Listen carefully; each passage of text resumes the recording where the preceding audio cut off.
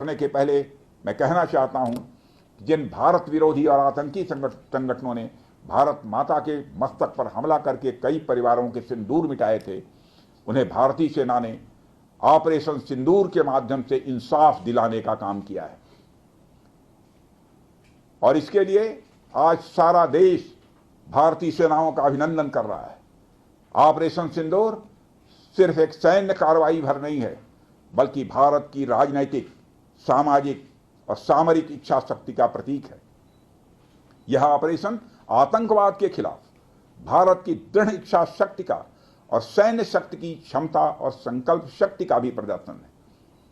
हमने दिखाया है, भारत आतंकवाद के खिलाफ जब भी कोई कार्रवाई करेगा तो आतंकवादियों और उनके आकाओं के लिए सरहद पार की जमीन भी सुरक्षित नहीं रहेगी।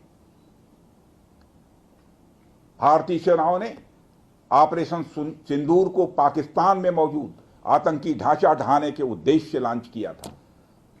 हमने उनके आम नागरिकों को कभी निशाना नहीं बनाया था, मगर पाकिस्तान ने न केवल भारत के नागरिक इलाकों को निशाना बनाया, बल्कि मंदिर, गुरुद्वारा, गिरजाघर पर भी हमले करने का प्रयास किया। भारतीय सेना ने शौर्य और पराक्रम के साथ साथ संयम का भी परिचय देते हुए पाकिस्तान के अन्य ठिकानों पर भी प्रहार करके करारा जवाब दिया है। हमने केवल सीमा से सटे सैन्य ठिकानों पर ही नहीं कार्रवाई की, बल्कि भारत की सेनाओं की धमक उस रावलपिंडी तक सुनी गई जहां पाकिस्तानी फौज का हेडक्वार्टर मौजूद है। मित्रों, भारत में आतंकवादी घटनाएं करने और कराने का क्या अंजाम होता है, यह पूरे विश्व ने उरी की घटना के बाद देखा, जब हमारी सेना ने पाकिस्तान में घुसकर सर्जिकल स्ट्राइक की।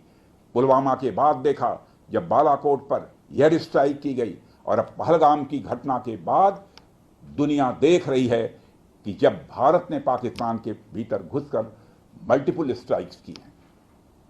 आतंकवाद के खिलाफ जीरो टॉलरेंस की नीति पर चलते हुए हमारे यशस्वी प्रधानमंत्री नरेंद्र मोदी ने स्पष्ट कर दिया है कि यह नया भारत है जो आतंक के खिलाफ सरहद के इस पार और उस पार दोनों तरफ प्रभावी कार्रवाई करेगा। यह हमारे प्रधानमंत्री जी ने स्पष्ट रूप से यह संदेश दे दिया। पब्लिक स्वर, जनता की आवाज।